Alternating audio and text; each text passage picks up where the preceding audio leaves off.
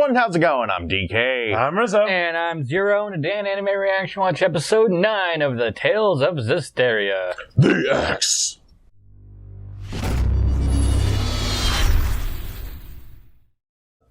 If you want to check out our reaction to the 9th episode of Tales of Zesteria, The X, hit that link in the description below. And be sure to give us feedback in the comment section because we love hearing from you. And as always, if you like what you see, subscribe to Otaku Saga, and don't forget to like and share our videos. And thanks for watching.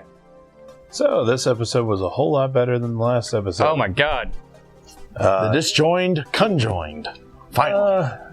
More or less. I don't think it'll ever repair what happened last episode, but it No, I won't, but was a lot. It was a lot better put together as a story. We were way. introduced to a attack. that name, though. I wonder if his... I wonder what he boosts. Right? I wonder if he has siblings named Defense and Magic and... Speed. Speed, And, yeah. could you imagine speed? Just a new caffeine substitute on him. Anyway, yeah, so basically when Mikleo is wandering, I guess, to go find Sori, he comes across this little being. What did they call him? Normines. A Normine Seraph. And he was being attacked by a Hellion that looked like a tree stump. Trent. Indeed, it is generally called a Trent. But, so he saves... Well, originally he attacks the Trent, and it doesn't really affect it that much. And then Attack, which is the Normine Seraph's name... Booster! Yeah, he does Pretty this much. like mouth power thing, and boosts Mikleo's attack. Go figure. I ended up blasting the Trent through. The entire forest. Pretty much. I can only imagine like at least 100 yards worth of forest and other trees. Pretty much, yeah, they gave Mikleo ultimate smash. And, game! But so they decide to team up, and Attack decides to go with Mikleo to meet up with Sori. And then, let's see. Meanwhile, Alisha and her party, I guess. Alisha's still having her very long and bad day. bad life. Bad life. Like, that poor girl. That poor girl. Oh, man. But yeah, so she decides to lead her group up to a bridge to the north. And upon reaching there, by the way, there's no rains going on there. They just stop, which is absolutely hilarious from what we were talking about during the opening. That bridge is also out. It was more of a... Probably rotted away. Yeah. I don't know. I think it was probably still destroyed as well, but just not quite as... I don't want to put it... Not quite as... Like, thoroughly and utterly destroyed. Yeah, thoroughly destroyed. Like, it wasn't washed away. But so Alisha decides to take a small group with her and ford across the river, probably right along the top of that waterfall, because generally it gets pretty shallow up there. At least I assume that's why she was looking at the top of the waterfall. Lo and behold, Alicia's bad day starts getting worse, and the rain starts following her. That poor girl. Meanwhile, Sori, Lila, and Edna come across a couple of Alicia's soldiers who were sent back to the crossroads to wait for them. And basically they give him the lowdown on what's going on, and he borrows one of their horses to go catch up with Alicia's group. And then they find a Hellion that they call Oberos, If anybody watches Full Metal Alchemist, it's the tattoo that the homunculi. the homunculi have. It's also a very prominent animal or myth all throughout mythos. Like you can see it in a lot of actual alchemy. You can see it in the world serpent in Norse. But yeah, it's basically a serpent that eats itself. The symbol of infinity throughout the ages. The idea is once he lets go of his tail, the world is supposed to end in Norse mythology. Yep. But so like this huge freaking snake hellion is like poised to destroy everybody, and then all of a sudden out of nowhere here comes a fucking dragon and just like takes it out. Can I also mention that this dragon was using lightning? Like hot pink lightning. It was more like a darkish red, but That was awesome. it was very awesome. So soon, but it was weird. Yeah, a little strange. yeah, normally, Not typical, I should say. Yeah. yeah, it's almost as if like if you're facing off, if you have a story that features monsters trying to destroy everything, they usually don't fight each other like this, unless it's say like a kaiju flick or something like that. So I like this touch. I like how they did it. I have no problem with doing that, but it adds an extra ability on the dragon that didn't quite make sense from what we've seen already.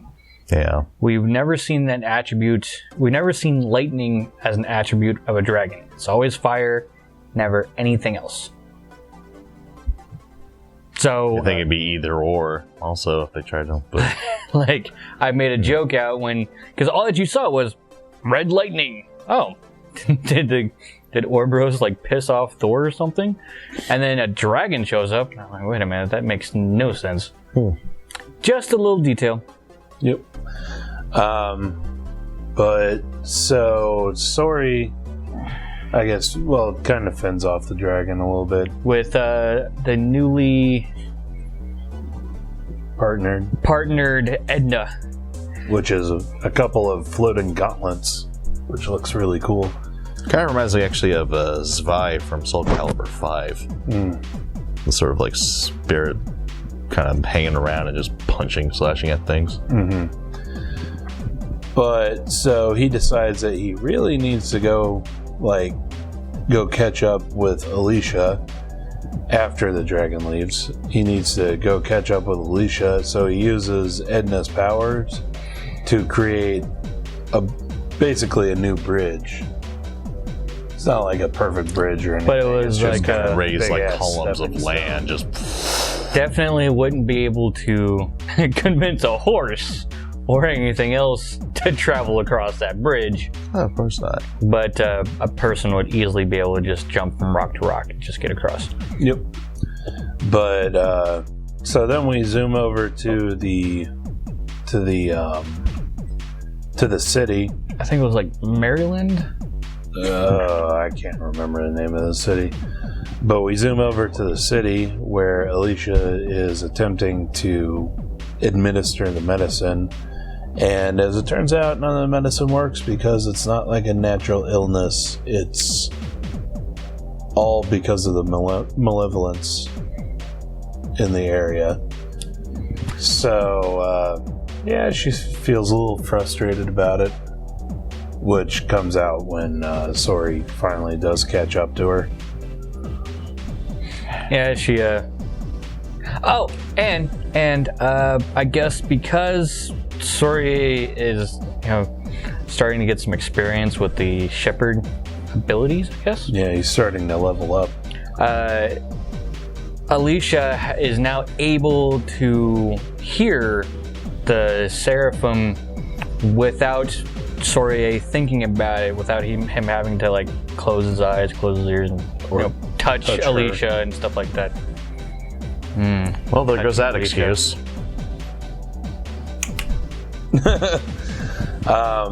Meanwhile, Mikleo is closing in on catching back up with Sori, and he gets to the bridge and hears the soldiers talking about the stepping stones just appearing and it being a shepherd. Only, Sherlock. only a shepherd would be able to do that. Yeah. And then So Sori decides that he's going to go confront the dragon. The dragon puppy. I mean, Drake. Yeah. about that. So yeah, they go ahead and follow the Drake to a great tree.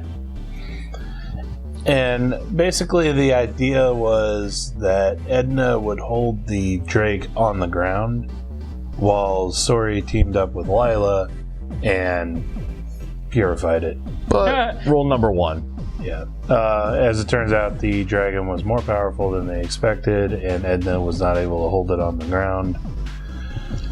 And so then they have a lot of problem. I was going to say a little bit, but no. They have a huge problem with the fact that they can't attack the dragon, but the dragon can rain down fire.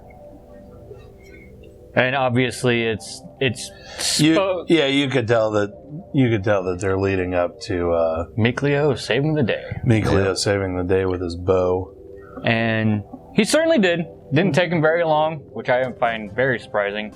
Didn't take him long at all to actually find Sori and company. And as soon as they did, they kind of hurried through a little bit of a ceremony, I guess, to link Mikleo to the bow. I also want to point out that they're making contracts with Lila, not Sori. Yeah. Kind of want to point that out there, which brings me back to what I originally said with Lila maybe being a previous shepherd. Certainly be interesting. Like that's how you can make contracts, is having a previous shepherd. I thought the rule though was that the shepherd had to be like a human who is like in tune with the seraphim. But if it's perhaps the other way around, or maybe all these rules are just bullshit anyway. And what happens when the shepherd dies? Good point. I just want to point these things out. It's very weird that Lila, who's been locked into the same Locked in Lady Lake. Yeah, locked in Lady Lake for Centuries. I can only imagine like a millennia or something like that. Very long time. Seems to have a vast-reaching social network. Of seraphim. Anyway, so Mikleo finally, how do I want to put it? Blows his load. No. Him and Sori link up. Do the shit. That's just for this episode of Anime Reaction. It's all gone downhill from here. No. Yeah. Anyway, they finally combine. They God damn it. we finally get the Mikleo version of the shepherd, and with a very, very nice water form bow and stuff like that, and he one-shots it. Yeah, 360 no scope, just pretty much. I mean, just it's so powerful. It literally fires through the dragon's like. It seemed to be a Malevolence breath thing that it was shooting off. It just fires straight through that and destroys the dragon, like liquefies the dragon. You see like a little blue puddle is all that's left. keeps going and just blows the storm away. So like, yeah, Saitama's serious punch in the final episode of One Punch Man. Exactly that. Just Probably about parting. 10% of that. Yeah. Because the serious punch like went across the ocean. Went across the planet, but the same kind of effect. Yeah. Not the same scale. it was still pretty cool. Yeah, Sora still needs to, run and squat and push up and all that every single day. But apparently, the names that Sori is invoking to make these different shepherd abilities are their true names, which is interesting. I haven't heard true names mentioned in a very long time. Bunkai. There's a few series that I could think of where, with the true name thing, but yeah, this episode was greatly improved over the last episode. The last episode was just so disjointed and it was strange. A lot of physical transition for characters. I mean, there's a lot to follow. I mean, one could argue that it would have been better to have, say, Mikleo's Search for the Bow be a separate episode or something like that, but with only so many episodes in this series, this is a long one. Plus the fact that they basically cut out 2 episodes to go to Tales of Zesteria. Yeah, that too. So, which I'm still not happy about. Very cool, but should have been its own OVA series, I think. I totally agree. I agree. We're probably gonna beat that into y'all through our videos because it was cool, still annoying. Yeah, still annoying to lose 2 episodes from this series for it. Anyway, so let us know what you thought of the anime, what you thought of our reaction in the comment section below. Yep, thumbs up if you like it, thumbs down if you don't. But that does it for this episode of Anime Reaction. As always, I'm DK. I'm Zero. And I'm Rizzo. See you next time. Hi everyone, Otaku Saga here, and we really hope you enjoyed this episode of Anime Reaction. Yeah, and if you have an idea for an anime that you'd like to see us watch, leave a comment down below. If you really like what we do, feel free to subscribe to our channel and visit our website at www.otakusaga.com. And as always, thanks for watching.